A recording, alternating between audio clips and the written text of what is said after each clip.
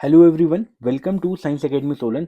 आज की इस वीडियो में हम सॉल्यूशन चैप्टर का लेक्चर नंबर 11 करेंगे, जहां पे हम पढ़ेंगे बहुत इंपॉर्टेंट चीज जिसका नाम है कॉलिगेटिव प्रॉपर्टीज। और सबसे पहली कॉलिगेटिव प्रॉपर्टी जो हम पढ़ने वाले हैं इस वीडियो में वो है relative lowering in vapour pressure, और उसके बेसिस पे कुछ हम प्रीवियस ईयर न्यूमेरिकल यहाँ पे करने वाले हैं। तो चलिए इसको करना स्टार्ट करते हैं अपनी नेक्स्ट स्लाइड से। अभी तक के इस चैप्टर में हमने एक सॉल्यूशन पढ़ा है जहाँ पे हम दो लिक्विड को मिक्स करते हैं और हम अपना सॉल्यूशन बना रहे होते हैं। अगर कभी भी इक्वेशन हो या न्यूमेरिकल हो, अगर आपको कुछ ऐसा आ रहा है कि दो तरह के लिक्विड को आप मिक्स कर रहे हो, तो वो किसका क्वेश्चन है? वो लिक्विड लिक्विड सॉल्यूशन का क्वेश्चन है। और वहां पे जो चीजें लग रही होगी वो आपकी राउट्स लॉ की चीजें जो है वो लग रही होगी।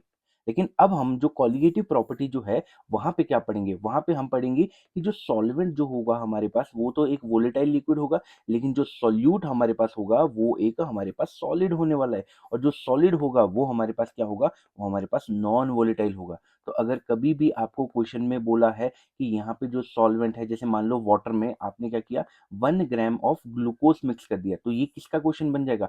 कॉलिगेटिव प्रॉपर्टीज का क्वेश्चन ये हमारे पास बनने वाला है। इस तरह के प्रॉपर्टीज को हम जो स्टडी करेंगे वहां पे जो सॉल्यूशन हमारे पास होने वाला है उसमें सॉल्यूट एक नॉन वोलेटाइल रहेगा। जैसे कि बेटा यूरिया हो सकता है जिसका मॉलिक्यूलर मास 60 है, ग्लूकोज हो सकता है जिसका मॉलिक्यूलर मास 180 है, और सुक्रोज जिसको हम शुगर बोलते हैं इसका मॉलिक्यूलर मास होता है 342।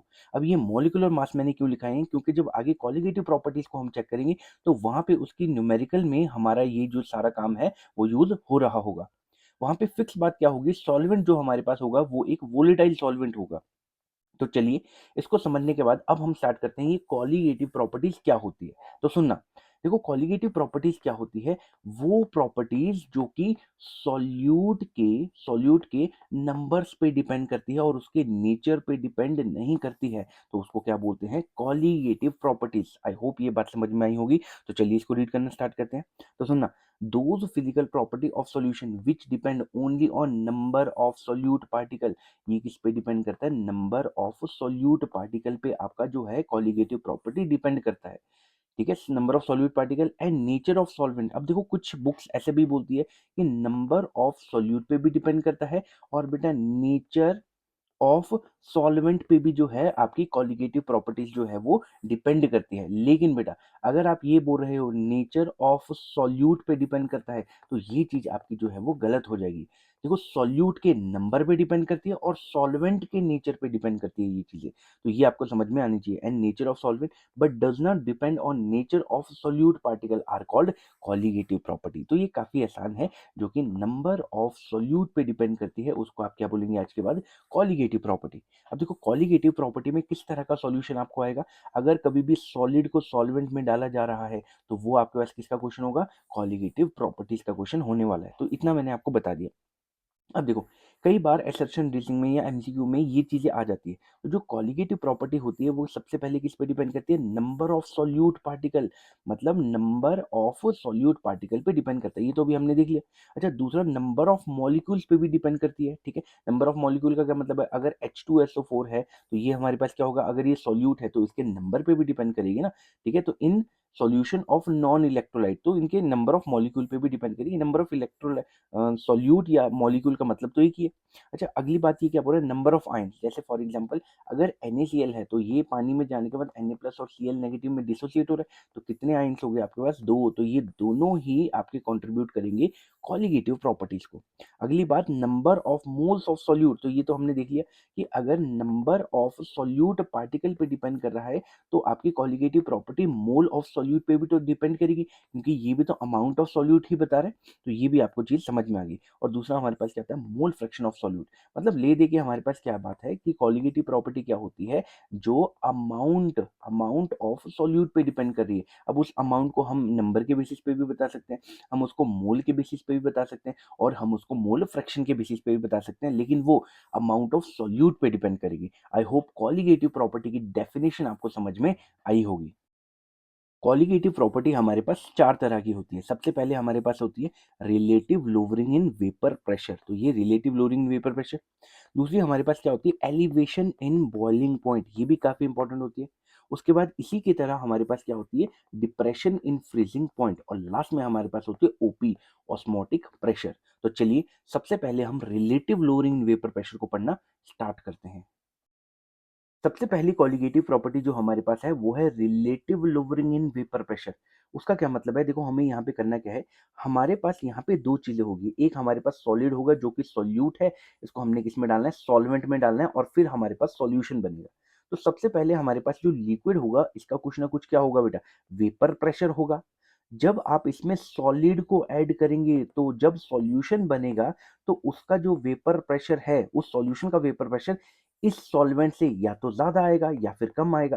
बस उस चीजों को आपने यहाँ पे चेक करना है, और इसी को बोलते हैं relative lowering in vapour pressure.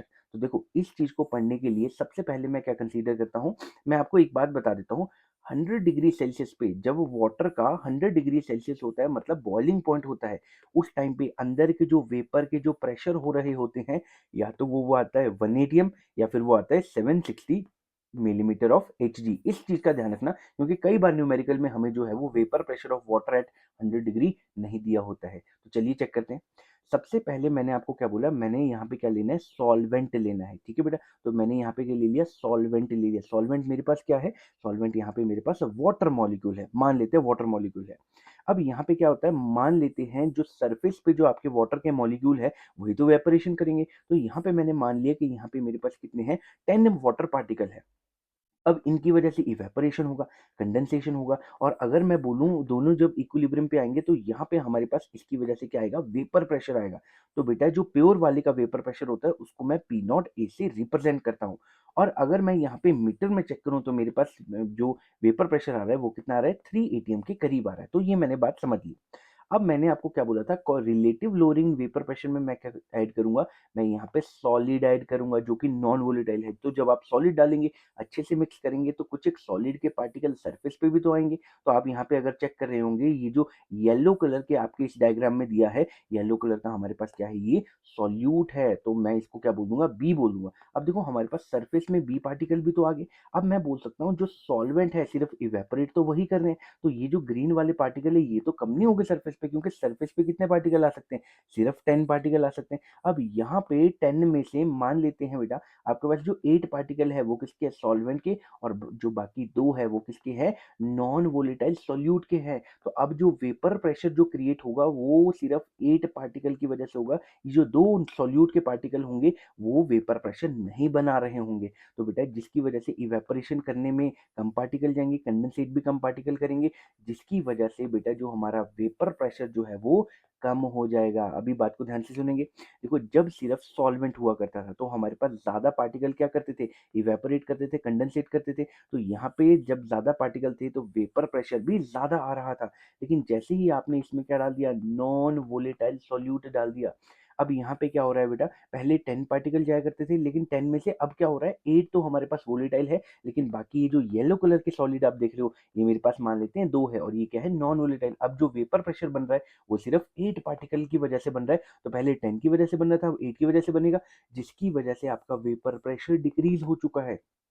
इसी को क्या बोलते हैं, relative lowering in vapour pressure. तो मैं एक बात समझ में आ रही है मुझे, एक बात क्या समझ में आ रही है कि अगर आप ये सॉल्वेंट है, सॉल्वेंट के जो वेपर प्रेशर हमारे पास होता है, अगर आप उसको पी नॉट ए मान के चलते हो और जो सॉल्यूशन है उसको बेटा पी टोटल मान के चलते हो, तो मेरे पास एक बात तो पक्की है कि जो सॉल्वेंट का वेपर प्रेशर है वो आपके पास ज्यादा है as compare to total vapour pressure of solution. तो मैं एक बात लिख सकता हूँ कि जो पी टोटल है और यहाँ पे पी नॉट ए है, तो पी नॉट ए जो है वो हमेशा ज्यादा आने वाला है, क्योंकि यहाँ पे ज्यादा पार्टिकल जो है वो सरफेस पे कौन से वाले हैं, वोलेटाइल है, ये ज्यादा वेपर प्रेशर बनाएंगे। लेकिन यहाँ पे क्या है, यहाँ पे हमारे पास कुछ एक नॉन वोलेटाइल भी आ गए, जिसकी वजह से इवेपोरेशन कंडेंसेशन में ज्यादा पार्टिकल जो है वो पार्टिसिपेट नहीं करेंगे, और उसकी वजह से वेपर प्रेशर भी कम आने वाला है। तो चलिए इतना हमने समझ लिया है। ये जो डिक्रीज हमारे पास होता है, देखो हमारे पास पानी है, हमने जब नॉन वोलेटाइल सॉल्यूट ऐड किया तो हमारे पास उसका जो वेपर प्रेशर जो है वो डिक्रीज कर गया है। तो इसी डिक्रीज को हम क्या बोलते हैं, relative lowering in vapour pressure. I hope ये वाली बात आपको समझ में आई होगी। तो सुनना बात को ध्यान से, अगर हमारा पानी जो है 100 डिग्री सेल्सियस पे जाके कितना कितना वेपर प्रेशर बना रहा है, अगर वो 760 मिलीमीटर ऑफ Hg का वेपर प्रेशर बना रहा है, तो अगर ये बेटा शुगर सिरप या शुगर वाला सॉल्यूशन है, तो ये बेटा 760 से कम बनाएगा वेपर प्रेशर। क्यों? क्योंकि वहाँ पे क्या होता है, लोअरिंग इन वेपर प्रेशर हमारे पास हो जाती है। तो चलिए इसको रीड करना अब स्टार्ट करते हैं, क्योंकि ये चीज़ आपको समझ में आ गई होगी।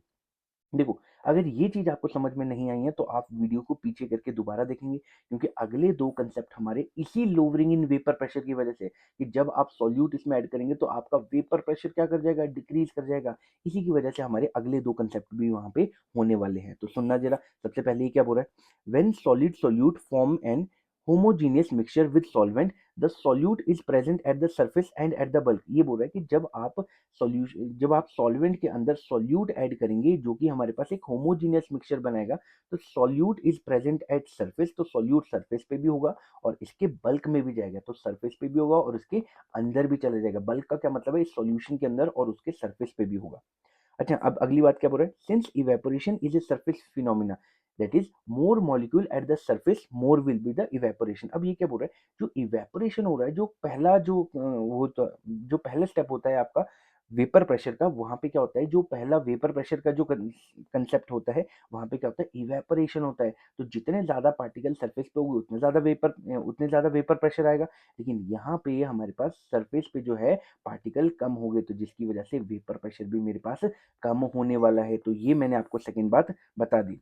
अब ये अगली बात क्या बोल रहा है, after adding non volatile solute. ये क्या बोल रहा है, after adding non volatile solute some of the surface is occupied by non volatile solute due to which vapour pressure decrease. तो ये वही बात है कि जैसे ही आप सॉल्यूट को ऐड करते हो तो सरफेस पे कुछ एक क्या आ जाएंगे, नॉन वोलेटाइल सॉल्यूट आ जाएंगे, जिनकी वजह से वेपर्स नहीं बनेंगे। वेपर नहीं बनेंगे तो वेपर का प्रेशर भी नहीं बनेगा, तो वेपर प्रेशर कम हो जाएगा इस सॉल्यूशन के कंपेरिजन, इससे सॉल्वेंट के कंपैरिजन में। बस इसी चीज को आप क्या बोलते हो, relative lowering in vapour pressure. तो ये मैंने आपको इसकी थ्योरी समझा दी। अब मैं जो है इसका मैथमेटिकल कंसेप्ट जो है वो करने वाला हूँ। देखो यहाँ पे कुछ एक बातों का ध्यान रखेंगे, जब भी मैं पी नॉट ए रिप्रेजेंट करूंगा उसका क्या मतलब होगा, vapour pressure of pure solvent. और जब भी मैं पी टोटल की बात करूंगा तो वो सॉल्यूशन के वेपर प्रेशर की बात हो रही होगी। आई होप इतनी बात आपको समझ में आई होगी। नेक्स्ट अगर मैं बात करता हूँ mathematical expression of relative lowering vapour pressure, वो कैसे आता है? तो यहाँ पे हमको क्या निकालना है, पी टोटल निकालना है। तो मैं क्या लिखूंगा यहाँ पे, पी टोटल। यहाँ पे लिखा है मैंने पी टोटल, और वो किसकी वजह से आता है, partial pressure of A plus partial pressure of B, मतलब पार्शियल प्रेशर ऑफ सॉल्वेंट और पार्शियल प्रेशर ऑफ सॉल्यूट को ऐड करके आता है। अब देखो हमने राउट्स लॉ को हमने देखा था कि यहाँ पे पी टोटल क्या होता है, यहाँ पे होता है P not A x of A plus P naught B x of B. अगर आपको राउट्स लॉ नहीं आते तो आप प्लीज अपनी पिछली वीडियो जो है उसको चेक करेंगे जहाँ पे मैंने आपको राउट्स लॉ बताया था। अब देखो हमारे पास क्या है, ये जो सॉल्यूट है ये मेरे पास क्या है, ये मेरे पास है नॉन वोलेटाइल। नॉन वोलेटाइल का क्या मतलब है, जो वेपर्स नहीं बनाएगा। और अगर ये वेपर नहीं बनाएगा तो आपको लगता है उसकी वजह से वेपर प्रेशर होगा, नहीं होगा। तो यहाँ पे पी नॉट भी हमारे पास क्या होगा, ये हमारे पास जीरो होगा। तो मैं लिख सकता हूँ जो पी टोटल, जो टोटल वेपर प्रेशर है वो सिर्फ किसके वेपर प्रेशर पे डिपेंड करता है, वो आपके पास सॉल्वेंट के वेपर प्रेशर पे जो है वो डिपेंड करता है। तो ये काफी ज्यादा इंपॉर्टेंट बात है। देखो कई बार ना एनसीईआरटी में हमको ये कैसे लिख के दिया है, जो टोटल वेपर प्रेशर है किसकी बात कर रहा हूं मैं, देखो सुनना, टोटल वेपर प्रेशर मैं किसकी बात कर रहा हूँ, सॉलिड लिक्विड सॉल्यूशन की अगर मैं बात करता हूं तो वहां पे आपकी जो एनसीईआरटी है वो मान के चलती है कि सॉलिड की वजह से तो वेपर प्रेशर नहीं बनेगा, वो किसकी वजह से बनेगा, लिक्विड की वजह से। तो यहाँ पे सिंपल उसको कई बार पी नॉट और यहाँ पे एक्स भी लिखा होता है, क्यों, क्योंकि हम मान के चलते हैं कि यहाँ पे जो टोटल वेपर प्रेशर है वो सिर्फ किसकी वजह से, सॉल्वेंट की वेपर प्रेशर की वजह से और सॉल्वेंट की ही मोल फ्रैक्शन की वजह से है। और दूसरी बात आप ध्यान रखेंगे, अगर मैं पी नॉट ए की बात करता हूँ, जैसे मैं आपको देखना पी नॉट ए की बात करता हूँ, तो ये मेरे पास क्या होता है, हमेशा फिक्स होता है। जैसे वाटर के लिए पी नॉट ए हमारे पास कितना हो गया, 760 मिलीमीटर ऑफ एच डी होता है 100 डिग्री पे। तो ये चीज तो बेटा आपके पास फिक्स होने वाली है किसी भी सॉल्वेंट के लिए। लेकिन जो पी टोटल होता है बेटा वो उसके अमाउंट पे डिपेंड करता है, मतलब कितना अमाउंट ऑफ सॉल्वेंट होने वाला है। फॉर एग्जाम्पल अगर हमारे पास मोल फ्रैक्शन ऑफ ए, मान लो मोल फ्रैक्शन ऑफ वाटर हमारे पास कितना है, 1 है, और मोल फ्रैक्शन ऑफ ए हमारे पास एक बारी कितना है, 20 है। तो ऑब्वियसली बेटा जब आपका वाटर का मोल फ्रैक्शन 1 होगा तो पी टोटल भी कम होगा, और जब आपके वाटर का मोल फ्रैक्शन ज्यादा होगा तो पी टोटल भी आपके पास ज्यादा होने वाला है। तो मैं दूसरी बात क्या बोल सकता हूँ कि जो पी नॉट ए है वो तो कांस्टेंट है, तो मैं क्या बोलूंगा, पी टोटल जो है वो सिर्फ किस पे डिपेंड करता है, ये आपका डिपेंड करता है अमाउंट ऑफ सॉल्यूट पे। तो आप क्या बोल सकते हो, therefore total total vapour pressure of solution is dependent on amount of solvent या फिर मोल फ्रैक्शन ऑफ सॉल्वेंट। तो ये काफी ज्यादा इंपॉर्टेंट बात थी जो कि आपको समझ में आनी चाहिए। तो ये हमारे पास कौन सा सॉल्यूशन था? ये हमारे पास सॉलिड लिक्विड सॉल्यूशन था, क्योंकि सॉलिड हमारे पास क्या होता है? नॉन वोलेटाइल होता है। अच्छा, दूसरी बात हमको जो यहाँ पे कैलकुलेट करनी है, दूसरी बात हमको कैलकुलेट जो करना है वो है mole fraction of B. Mole fraction of B का क्या मतलब होता है? अमाउंट ऑफ सॉल्यूट हमको जो है वो डिटरमाइन करना है। तो बेटा अगर आपको ये बताया है कि यहाँ पे हमारे पास क्या था? सॉल्वेंट था, उसका वेपर प्रेशर 3 था, आपने कुछ एक अमाउंट ऑफ सॉल्यूट आपने डाला और वेपर प्रेशर कितना हो गया? हमारे पास 2 एटीएम डाला। तो कई बार हमको निकालने को आता है, तो बताओ आपने कितना सॉल्यूट डाला जो कि आपका वेपर प्रेशर जो है वो 3 से 2 चला गया। तो हमको क्या निकालना है? Amount of B. तो जब भी आप बेटा आपको अमाउंट ऑफ बी या फिर मोल फ्रैक्शन ऑफ बी आपको निकालना है, तो उसको कैसे निकालेंगे? तो हम क्या करेंगे बेटा? हमारे पास क्या है बेटा? P total is equal to P not A x of A है। एक्स ऑफ ए है, हमने क्या करना है बेटा? एक्स ऑफ ए की जगह पे, मोल फ्रैक्शन ऑफ ए की जगह पे हमने क्या डाल देना है? 1 माइनस एक्स ऑफ बी। क्योंकि जब हमारे पास ए को जब हम बी की टर्म्स में लिखेंगे तभी तो आएगा हमारे पास मोल फ्रैक्शन ऑफ बी। तो चलिए इसको हम यहाँ पे पुट कर देते हैं। तो यहाँ पे क्या है? इक्वेशन नंबर 1 में लिख देता हूँ उसको, और इक्वेशन नंबर 2 में लिख देता हूँ। तो मैं क्या लिखूंगा? पुट इक्वेशन नंबर 2, इक्वेशन 2 इन 1। तो जब आप इसको 1 में पुट करेंगे तो मेरे पास कितना आ जाएगा? P total is equal to P not A. और यहाँ पे देखो काफी ज्यादा जो स्टेट बोर्ड्स होते हैं वहां पे इसकी डेरिवेशन आती है, लेकिन सीबीएसई में इसकी डेरिवेशन नहीं आती है। तो उसकी डेरिवेशन आपको अच्छे से पता होनी चाहिए। तो मैं यहाँ पे पी नॉट ए की जगह पे, P not A x of A की जगह पे क्या डालूंगा? 1 माइनस एक्स ऑफ बी मेरे पास यहाँ पे आने वाला है। जहाँ पे बेटा पी टोटल क्या है? Total vapour pressure of solution. P not a क्या है? Vapour pressure of solvent, solvent का वेपर प्रेशर। और यहाँ पे एक्स ऑफ बी क्या है? ये है अमाउंट ऑफ सॉल्यूट। तो बस हमको क्या डिटरमाइन करना है? ये वाली चीज डिटरमाइन करनी है। तो मैं क्या करता हूँ? सबसे पहले पी नॉट ए को अंदर मल्टीप्लाई कर देता हूँ। तो मेरे पास क्या आ जाएगा? मेरे पास आ जाएगा P total is equal to, यहाँ पे आ जाएगा पी नॉट ए माइनस यहाँ पे पी नॉट ए, और यहाँ पे क्या आ जाएगा? X of B. तो ये वाला स्टेप आपको समझ में आया होगा कि कैसे मैंने इसको अंदर मल्टीप्लाई किया है। अब हमको अगर ये निकालना है, ये वाली चीज निकालनी है, तो हमको इस चीज को इंडिपेंडेंट करना होगा। तो हम क्या करेंगे? इस वाली चीज को इधर ले आएंगे और इसको इधर ले आएंगे। तो मैंने क्या किया? मैंने यहाँ पे किया P not A x of B is equal to यहाँ पे पी नॉट ए, और जो बेटा ये वाली चीज थी इसको मैं उस साइड ले गया। तो यहाँ पे मेरे पास क्या बन गया? माइनस का पी टोटल। ये एक बहुत इंपॉर्टेंट आपके पास जो है इक्वेशन आ गई। क्यों? देखो पी नॉट ए आपके पास क्या था? पी नॉट ए आपके पास था वेपर प्रेशर ऑफ सॉल्वेंट, और पी टोटल आपके पास क्या था? Vapour pressure of solution. तो मान लो ये हमारे पास 3 था और ये हमारे पास 2 था, तो इन दोनों का डिफरेंस आपको क्या बताएगा? Lowering in vapour pressure. मतलब पहले 3 था अब 2 है, तो आपका इतना वेपर प्रेशर डिक्रीज किया है। तो बेटा P not A minus P total आपको क्या बताएगा? Lowering in vapour pressure. तो इसीलिए बेटा इस चीज को हम और किससे रिप्रेजेंट करते हैं? इसी चीज को हम डेल्टा पी भी बोल सकते हैं। तो मैं अगर इसका ब्रैकेट दोबारा से आपको बनाऊं तो ये हमारे पास ये वाली चीज होगी। तो हमारे पास क्या होता है? P not A x of B is equal to P not A minus P total is equal to delta P, जहां पे डेल्टा पी हमारे पास क्या हो जाएगा? This is called your lowering in vapour pressure. Very important. तो ये वाली चीज आपके पास क्या बन गई बेटा? लोअरिंग इन वेपर प्रेशर बन गई। तो सबसे पहली इंपॉर्टेंट बात मैंने आपको ये बता दी। दूसरी इंपॉर्टेंट बात की अगर मैं आपको बात बताता हूं तो सुनना, मेरे पास क्या है, इस चीज को कॉपी कर लेते हैं। देखो अब हमारे पास क्या है? अगर इस लोअरिंग इन वेपर प्रेशर को अगर आप पी नॉट ए से कंपेयर कर देते हो, मतलब इसको इससे डिवाइड कर देते हो, तभी तो हमारे पास मोल फ्रैक्शन ऑफ बी आएगा। तो मेरे पास क्या बन जाएगा? P not A minus P total divide by P not a. या फिर और मैं क्या लिख सकता हूँ? और नहीं लिखते हैं, इक्वल टू में लिखते हैं।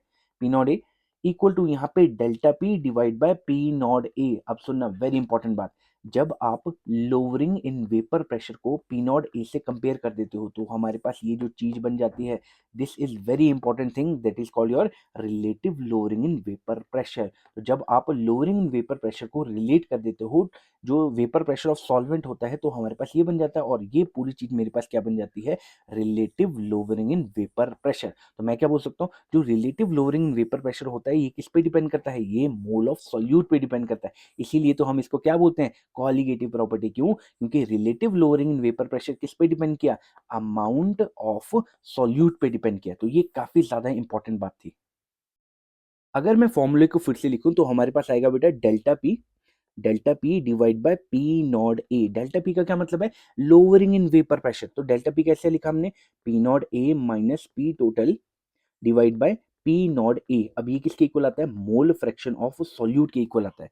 और बेटा सुनना, अगर मोल फ्रैक्शन आपको नहीं दी है किसी भी चीज का या फिर निकालने को बोला है, तो आप मोल फ्रैक्शन को मोल्स में भी कन्वर्ट कर सकते हैं। कैसे बेटा? Mole of solute divide by mole of A plus mole of B, मतलब मोल ऑफ सॉल्यूशन, ऐसे आप इसको कर सकते हैं। तो सुनना, कभी भी आपको ये वाला फॉर्मूला कब लगाना है? अगर आपको सुनना, देखो ये वाला फॉर्मूला आपको कब लगाना है? जब आपको क्या क्या पूछा है? अगर आपको पूछा है relative lowering in vapour pressure, तो आपको ये फॉर्मूला लगाना है। अगर आपको ये पूछा है या दिया है लोअरिंग इन वेपर प्रेशर, तो आपको ये फॉर्मूला लगाना है। अगर आपको वेपर प्रेशर ऑफ सॉल्यूशन निकालने को बोला है, तो आपको ये फॉर्मूला लगाना है। और अगर बेटा आपको मोल फ्रैक्शन ऑफ सॉल्यूट निकालने को बोला है, तो आपको ये फॉर्मूला जो है वो लगाना है। अगर आपको इनमें से कुछ भी पूछा है, relative lowering vapour pressure of solution या फिर मोल फ्रैक्शन ऑफ सॉल्यूट, तो आपको ये वाला फॉर्मूला जो है वो लगा देना है। अब एक मैं इंपॉर्टेंट बात आपको बताता हूँ। अगर मैं डाइल्यूशन की बात करता हूँ, तो मैं बोलता हूँ ऑन डाइल्यूशन, जब आप चीजों को क्या करेंगे? डाइल्यूट करेंगे। ऑन डाइल्यूशन मेरे पास क्या होगा? सॉल्वेंट का अमाउंट ज्यादा होगा, तो mole of A is very very greater than mole of B. तो हम क्या करेंगे बेटा? N of A plus N of B में इसका क्या करेंगे? जब आपके पास एन ऑफ बी बहुत छोटा है, तो मैं इसको बोल सकता हूँ कि it is equivalent to mole of A. तो हमारे पास क्या आ जाएगा? हमारे पास आ जाएगा P not A minus P total divide by P not A, और मेरे पास ये किसके इक्वल आ जाएगा? Mole of B divide by mole of A. क्यों आपने बी को निगलेक्ट क्यों किया? क्योंकि बी बहुत ज्यादा छोटा है, इतना ज्यादा छोटा है कि हम सिर्फ किसको कंसीडर करेंगे? मोल ऑफ ए को कंसीडर करेंगे। और बेटा सुनना, अगर आपको पेपर में मास के बारे में पूछा है, तो आपको पता है मोल क्या होता है? मोल होता है वेट अपॉन मॉलिक्यूलर मास। इस बात का ध्यान रखेंगे, वेट अपॉन मॉलिक्यूलर मास। तो अगर मैं मोल ऑफ सॉल्यूट की बात करता हूं, तो यहाँ पे वेट भी किसका होगा? सॉल्यूट का, और मॉलिक्यूलर मास भी किसका होगा? सॉल्यूट का। सिमिलरली यहाँ पे क्या है? मोल ऑफ ए। मोल ऑफ ए का क्या मतलब? Mole of solvent. तो यहाँ पे बेटा वेट ऑफ सॉल्वेंट आएगा, और यहाँ पे आएगा मॉलिक्यूलर मास ऑफ सॉल्वेंट, ए होता है। वेरी इंपॉर्टेंट बात, ये काफी ज्यादा इंपॉर्टेंट बात मैंने आपको ये बताई है। अब देखो यहाँ पे कुछ एक फॉर्मूले, आप सिर्फ इसको याद रखेंगे और आप इसको याद रखेंगे, और इसको अच्छे से याद रखेंगे। ऐसा नहीं है कि मैथमेटिकल है तो हमको समझ में नहीं आ रहा है। एक बार ये दोबारा देखेंगे, क्योंकि मैंने आपको हर एक चीज का जो मतलब है वो बहुत अच्छे से बताया। अब अगर मैं एक्सप्लेनेशन की बात करूं, आपको जो याद रखना है, जो डेल्टा पी है that is your P naught minus P total, ये आपका अमाउंट पे थोड़ी डिपेंड कर रहा है, ये आपका अमाउंट पे नहीं डिपेंड कर रहा है। इसीलिए जो लोअरिंग इन वेपर प्रेशर है वो एक कॉलिगेटिव प्रॉपर्टी बिल्कुल भी नहीं है। लेकिन अगर मैं मोल फ्रैक्शन ऑफ बी की बात कर रहा हूं, तो वो हमारे पास क्या आता है? P naught minus P total divide by P not a. तो ये वाली चीज जो है हमारे पास अमाउंट पे डिपेंड करती है, इसीलिए इसको बोलते हैं कॉलिगेटिव प्रॉपर्टी। सबसे पहली colligative property that is your relative lowering vapour pressure के न्यूमेरिकल्स को करना स्टार्ट करते हैं। देखो सबसे पहले ये क्या बोल रहा है? The vapour pressure of pure benzene. Pure benzene का क्या मतलब है? आपको प्योर सॉल्वेंट की बात अगर इन्होंने बोल दी है, तो आपके पास क्या दे दिया बेटा? इन्होंने पी नॉट ए दे दिया है। तो पी नॉट ए आपको कितना दे दिया बेटा? प्योर बेंजीन इज 0.850 बार, तो इतना बार आपको प्योर बेंजीन का दिया है। अच्छा, अब ये क्या बोल रहा है? A non volatile non electrolyte solid weighted, ये तो आपको वेट ऑफ सॉल्वेंट भी दे दिया। जो दिया है उसको हम लिख लेंगे। वेट ऑफ सॉल्वेंट हमको दिया है, वेट ऑफ सॉल्यूट सॉरी हमको जो दिया है वो है 0.5 ग्राम ऑफ नॉन इलेक्ट्रोलाइट हमारे पास दिया है। When added to 36 gram of benzene, 39 gram of benzene, तो हमारे पास वेट ऑफ सॉल्वेंट भी कितना दे दिया बेटा? 39 ग्राम ऑफ बेंजीन हमको दे दिया है। अच्छा, जिसका मॉलिक्यूलर मास भी हमको जो है वो गिवन है, तो वेट ऑफ बेंजीन हमारे पास जो है, मॉलिक्यूलर मास जो हमारे पास बेंजीन का है वो हमारे पास है 78 ग्राम पर मोल। अच्छा, अब आपको क्या बोल रहा है? The vapour pressure of solution then is this. तो वेपर प्रेशर ऑफ सॉल्यूशन का क्या मतलब है? पी टोटल भी जो है आपको वो 0.845 दिया है। तो आप देखो, अगर क्वेश्चन को चेक करें तो इसमें कौन सा फॉर्मूला लगेगा? देखो बेटा, यहाँ पे क्या है? यहाँ पे आपके पास एक बेंजीन था और उसके अंदर आपने क्या डाला? एक सॉलिड डाला। तो पक्का किसका क्वेश्चन है ये? कॉलिगेटिव प्रॉपर्टी का। और उसमें से भी क्या हुआ? पहले प्रेशर आपके पास कितना था? 0.850, और अब आपके पास वेपर प्रेशर क्या कर रहा है? डिक्रीज। तो ये किसका क्वेश्चन है? Relative lowering in vapour pressure का क्वेश्चन है। अब ये बोलना क्या चाहता है? The vapour pressure of solution, what is the molecular mass of solid. अब देखो आपके पास ना एक्चुअल में फॉर्मूला क्या है? आपके पास जो फॉर्मूला है वो है P not A minus P total divide by P not A. और यहाँ पे क्या आता है बेटा? अब देखो मोल फ्रैक्शन तो हमको नहीं दिया है, मोल दिया है, तो हम क्या करेंगे बेटा? हम करेंगे mole of solute divide by mole of A plus mole of B. लेकिन सुनना, अब मैं जितने भी question relative lowering vapour pressure के बेसिस पे करूंगा, वहां पे आपको एक बात ध्यान रखनी है कि हमेशा मैं जो बात करूंगा वो एक डाइल्यूट सॉल्यूशन की बात कर रहा हूँगा। तो वहां पे आप क्या मान के चलेंगे, इस वाले फॉर्मूले को थोड़ा सा ऑल्टर करके चलेंगे, P not A minus P total divide by P not A, और आप क्या लिखेंगे बेटा, mole of B divide by mole of A. आप हमेशा ये वाला फॉर्मूला मान के चलेंगे। आप ये मान के चलेंगे जो भी आपको सॉल्यूशन दिया है उसमें अमाउंट ऑफ सॉल्वेंट जो है वो बहुत ज्यादा है। अब आप खुद कंपेयर करो यार, देखो वेट ऑफ सॉल्यूट कितना है, सिर्फ 0.5 ग्राम है, और सॉल्वेंट कितना है बेटा, 39 ग्राम है। तो सॉल्वेंट तो आपका बहुत ज्यादा है ना, इसीलिए हमने क्या लिखा, एन ऑफ ए लिखा। तो मैं सिर्फ ये एक क्वेश्चन में बताऊंगा, हर क्वेश्चन में मैं आपको ये बोलता हुआ नहीं चलूंगा। तो ये वाली बात आपको समझ में आ जानी चाहिए। अब हमारे पास क्या है, P not A minus P total divide by P not A. अब हमारे पास पी नॉट ए कितना है बेटा, पी नॉट ए हमारे पास गिवन है 0.80, तो 0.850 minus 0.845 divide by 0.850 equal to, अब हमें क्या करना है, मोल ऑफ बी लिखना है। मोल ऑफ बी का क्या मतलब है, वेट ऑफ, देखो मोल का क्या मतलब है, weight upon molecular mass, weight upon molecular mass. तो सॉल्यूट के लिए कैसे लिखेंगे, वेट कितना है सॉल्यूट का, 0.5 ग्राम, और भाई मॉलिक्यूलर मास तो हमको निकालना है, ठीक है, ये बात समझ में आ गई। अब हमको मोल ऑफ ए लिखना है, तो मोल ऑफ ए का क्या मतलब है, हम लिखेंगे बेटा वेट ऑफ ए। तो सॉल्वेंट का वेट कितना है बेटा, 39 ग्राम, और उसका मॉलिक्यूलर मास कितना है, 78 है।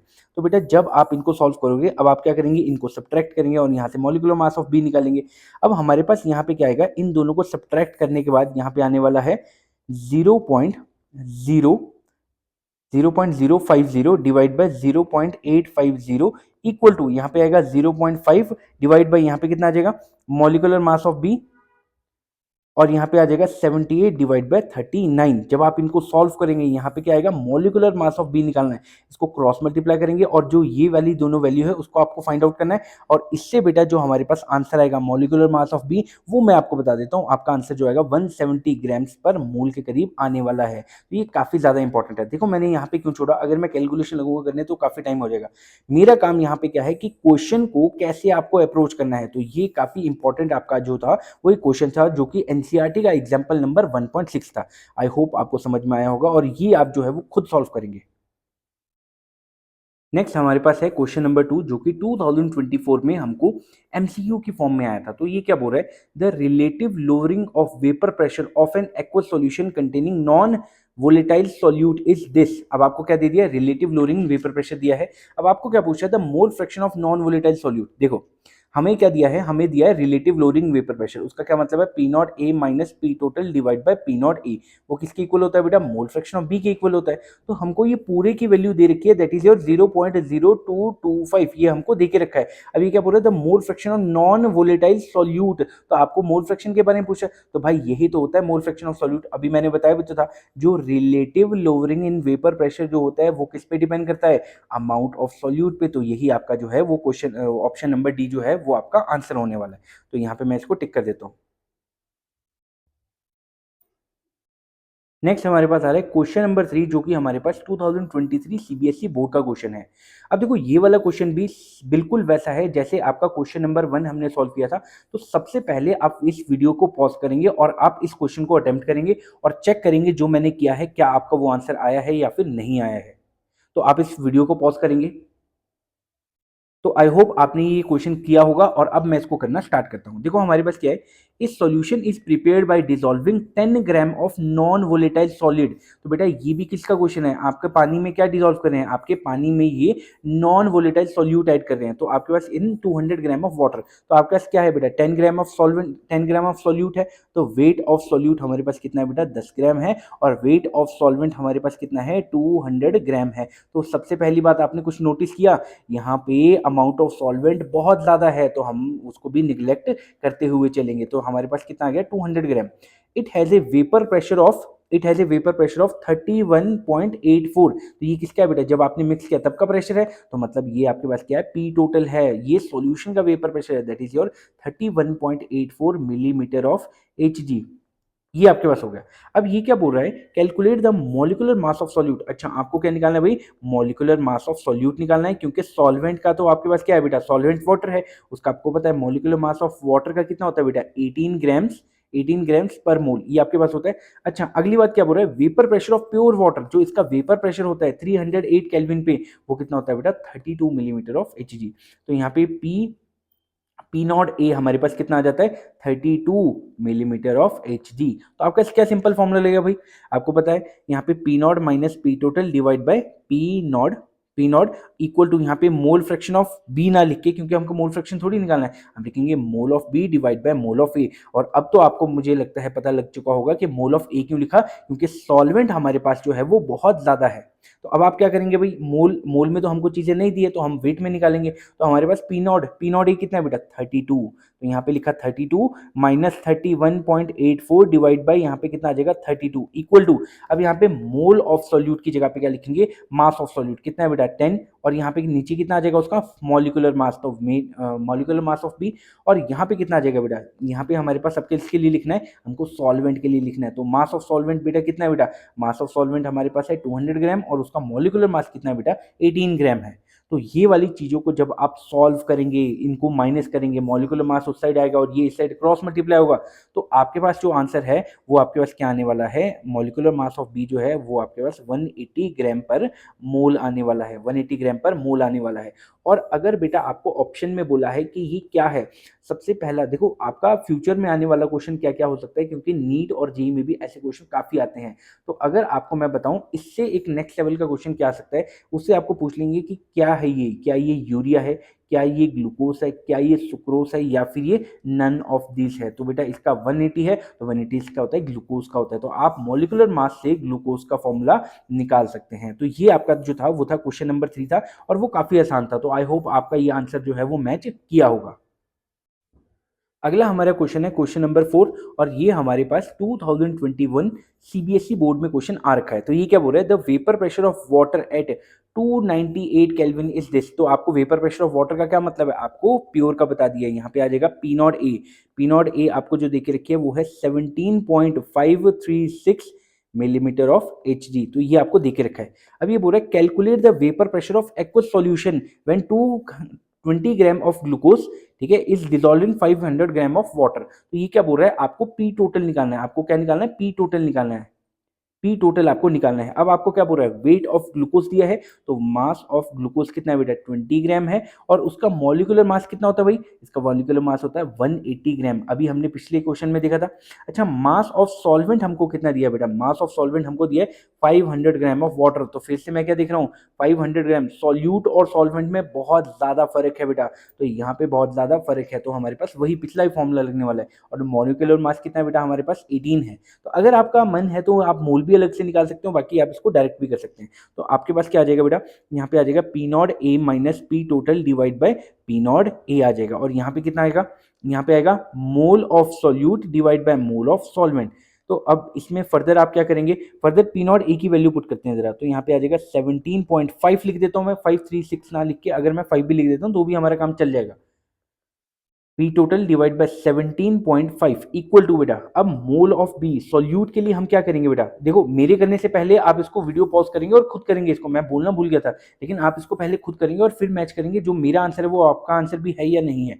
तो हमारे पास अगली चीज क्या आ जाएगी भाई, हमारे पास आ जाएगी सॉल्यूट की बात। तो सॉल्यूट हमारे पास कितना आएगा, वेट ऑफ सॉल्यूट 20 है, और उसका मॉलिक्यूलर मास हमारे पास कितना है बेटा 180 ग्राम है। और सिमिलरली बेटा अगर मैं सॉल्वेंट की बात करता हूँ, तो मास ऑफ सॉल्वेंट मेरे पास कितना है बेटा, कितना सॉल्वेंट है मेरे पास, जो सॉल्वेंट है मेरे पास वो है 500 ग्राम, और उसका मॉलिक्यूलर मास जो है हमारे पास 18 है। तो जब आप इसको फर्दर सॉल्व करेंगे बेटा, तो यहाँ पे इसको सॉल्व करने के बाद हमारे पास जो है वो पी टोटल को जब आप शिफ्ट करेंगे, तो सबसे पहले मैं क्रॉस मल्टीप्लाई कर देता हूँ, मेरे पास आ जाएगा 17.5 minus P total is equal to, इनको सॉल्व करते हैं जरा।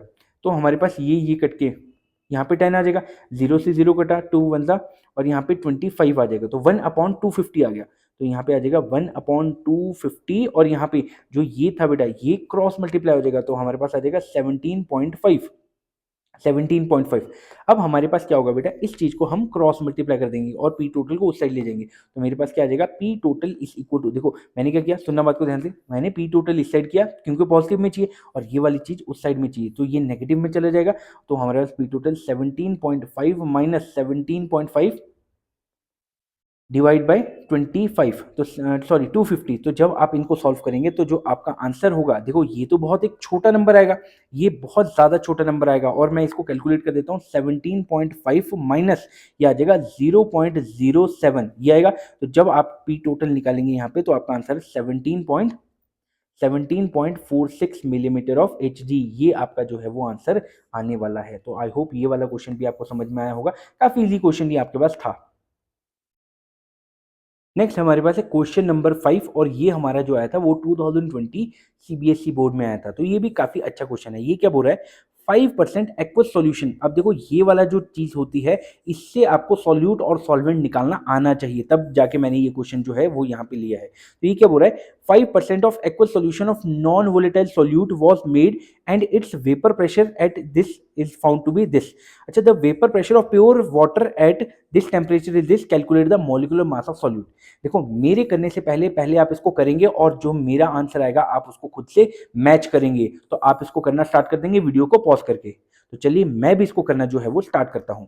तो हमारे पास क्या है, 5% एक्वस सॉल्यूशन। तो 5% एक्वस सॉल्यूशन का क्या मतलब होता है बेटा, कि अगर 100 ग्राम का हमारे पास सॉल्यूशन है तो उसमें से बेटा, उसमें से आपके पास 5 ग्राम क्या है बेटा, 5 ग्राम सॉल्यूट है, और बेटा बाकी का 95 ग्राम मेरे पास क्या है, सॉल्वेंट है। तो ये वाली बात आपको समझ में आ गई होगी। अब ये क्या बोल रहा है, 5 gram of aqueous non-volatile solute was dissolved in vapor pressure found to be this is vapor pressure of pure benzene। अच्छा, तो ए हमारे पास क्या है, ए हमारे पास जो है वो सॉरी वाटर है, तो ए हमारे पास क्या है, सॉल्वेंट है। तो वेट ऑफ सॉल्वेंट मेरे पास कितना है बेटा, 95 ग्राम, लेकिन मेरे पास मॉलिक्यूलर मास कितना है बेटा, उसका 18 ग्राम है। तो ये वाली बात आपको समझ में आ गई होगी, 18 ग्राम ऑफ। अगर मैं वेट ऑफ सॉल्यूट की बात करता हूँ तो वो तो मेरे पास 5 ग्राम है, लेकिन मॉलिक्यूलर मास जो है वो हमको यहाँ पे कैलकुलेट करना है। तो लिखते हैं जरा फॉर्मूला। तो हमारे पास क्या है, P total, P not A minus P total divide by P not A, यहाँ पे आएगा mole of B divide by mole of A. तो देखो हमारा यहाँ पे सिर्फ करने वाली चीज सिर्फ ये वाली थी, सॉल्यूट और सॉल्वेंट की। बाकी ये जो क्वेश्चन है वो आपका एज इट इज आ जाएगा। मैं सिर्फ इसको बार बार करके एक फॉर्मेलिटी कर रहा हूँ, मेरा यहाँ पे कुछ भी करना बनता नहीं है अब। ठीक है, तो आप इसको खुद निकालेंगे। तो यहाँ पे 760 है बेटा, तो यहाँ पे सॉल्वेंट का कितना है बेटा, 760 माइनस देखो सॉल्यूशन का कितना है बेटा, 745। तो मैं यहाँ पे लिख दूंगा 745 डिवाइड बाई यहाँ पे लिख दूंगा 760 इक्वल टू बेटा, यहाँ पे मोल ऑफ बी का क्या मतलब है, मोल ऑफ बी का मतलब है weight of B, weight of B का क्या मतलब है 5, और यहाँ पे मॉलिक्यूलर मास जो कि हमको निकालना है। अच्छा, अब यहाँ पे क्या आएगा बेटा, मास ऑफ सॉल्वेंट आएगा ना पहले। तो यहाँ पे मास ऑफ सॉल्वेंट कितना था बेटा, हमारे पास मास ऑफ सॉल्वेंट था 95 ग्राम, और यहाँ पे क्या आ जाएगा 18। तो जब आप यहाँ पे फर्दर चीजों को सॉल्व करने के बाद मॉलिक्यूलर मास जब आप निकालोगे तो मॉलिक्यूलर मास ऑफ बी जो हमारे पास आने वाला है वो आएगा 48। तो ये हमारे पास 48 ग्राम्स पर मोल आएगा। तो ये वाली चीजें आपको समझ में आ जानी चाहिए। अब देखो अगर मॉलिक्यूलर मास दिया और 3 से 4 कंपाउंड आपको बताए हैं और पूछा है आपको कि कौन सा है ये, तो आप जो है सबको ऐड करके भी जो चीजों को फॉर्मूला जो है वो निकाल सकते हैं। इस वीडियो में इतना ही। वीडियो अच्छी लगी हो तो लाइक करें, अपने फ्रेंड्स के साथ में शेयर करें, इस चैनल को सब्सक्राइब करें। Thank you so much.